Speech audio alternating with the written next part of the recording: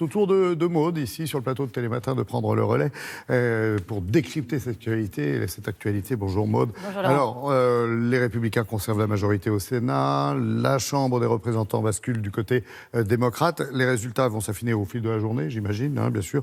Mais une chose est sûre et certaine, Maud, ces élections nous concernent aussi, nous, Européens et Français. Ben oui, bien sûr. Alors, comme le disait Agnès à l'instant, ce qui va se mettre en place, là, ça va être une nouvelle balance des pouvoirs. Donc, il va falloir voir aussi comment Donald Trump va s'emparer de ces résultats. Il y a une cohabitation qui va se mettre en place puisque la Chambre des représentants est maintenant aux mains des démocrates. Alors, Donald Trump évite le pire. Il évite de devenir ce que les anglo-saxons appellent le lame duck, c'est-à-dire le canard boiteux. Ça, c'est quand un candidat, quand un président, quelqu'un en poste, n'a plus toute la marge de manœuvre dont il a besoin pour gouverner. Et donc, évidemment, tout ça, ça va avoir des conséquences sur nos relations, évidemment, nous, Européens, avec les États-Unis. Et oui, parce que ce n'est plus le même homme fort, on va dire. Donc, il y a une incidence politique réelle. Exactement. Il va falloir voir un peu sur la scène internationale comment va apparaître Donald Trump, parce qu'il est quand même un homme un peu moins puissant qu'hier. On ne peut pas dire non plus qu'il ait été totalement confirmé. On voit un résultat quand même un petit peu mitigé.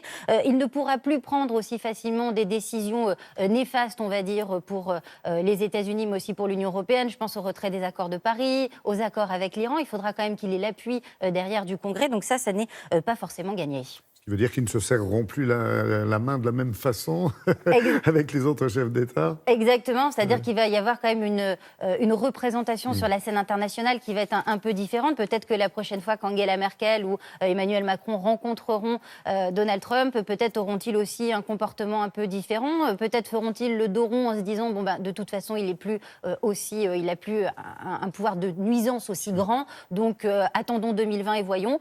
Ou alors, peut-être qu'ils se diront, on va être un petit peu plus incisif parce qu'on a un président un peu affaibli en face de nous. Ce qui va être intéressant de voir aussi dans cette cohabitation, c'est comment va réagir Donald Trump. C'est-à-dire, soit il se rend compte qu'il n'a plus les mains totalement libres et dans ces cas-là, il va faire des compromis, sauf qu'on se rend compte évidemment que ce n'est pas forcément dans le caractère de Donald Trump de faire cela, ou alors il va gouverner à coup de décret pour vraiment faire passer en force tout simplement les lois qu'il a envie de faire passer. Il y a un autre impact qui peut être assez important, ça va être au niveau du dossier nord-coréen, la dénucléarisation, vous savez, de la Corée du Nord. Donald Trump était un partenaire fort pour Kim Jong-un, pour le président nord-coréen. Là, il n'y aura plus de partenaire fort. Est-ce que la Corée du Nord va changer également sa manière de voir les choses? Voilà, globalement, on va peut-être avoir un rééquilibrage du rapport de force sur la scène internationale. Oui, mais impact économique. Alors, il y aura évidemment des impacts économiques. Le premier impact, ça va être peut-être la fin de la dégradation de la relation entre les États-Unis et l'Europe. Juste la fin de la dégradation, pas l'amélioration. C'est ce que me disait un expert des États-Unis avec qui je discutais ce matin, qui me disait, attention, on va limiter la casse, mais on ne va pas non plus complètement retourner la situation. Donald Trump reste le président. Le Congrès ne peut pas de toute façon gouverner seul, donc il faudra que Donald Trump les suive pour que les changements se mettent en place. Et puis, il y a un deuxième impact, c'est aussi la santé de l'économie américaine. Vous savez qu'en ce moment, c'est le plein emploi aux États-Unis, sauf que les experts craignent quand même une période de récession dès le premier trimestre de l'année 2019. Et donc, tout ça aura une répercussion sur l'économie européenne. Un exemple, par exemple, le secteur de l'automobile. On sait que Donald Trump veut taxer les importations de voitures étrangères. Pour l'instant, les discussions sont à l'arrêt le temps de la campagne, mais elles vont reprendre. Et il y a un gros enjeu pour l'Europe, puisque sur les 17 millions de véhicules qui ont été vendus aux États-Unis l'an dernier, 9 millions étaient des véhicules importés. Il y a donc un enjeu énorme, un enjeu financier pour l'Union européenne, mais aussi pour tous les autres pays du monde. Oui, on en parlait avec Agnès Varamian tout à l'heure.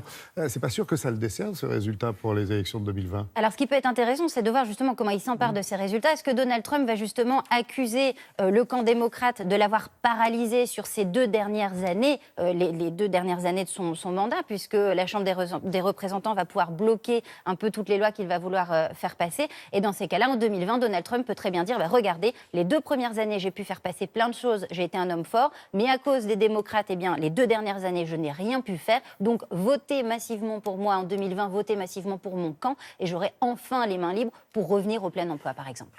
Les mains libres, il les a. En tout cas, il a la main gauche de libre, puisqu'il ne fait que serrer les mains et tweeter.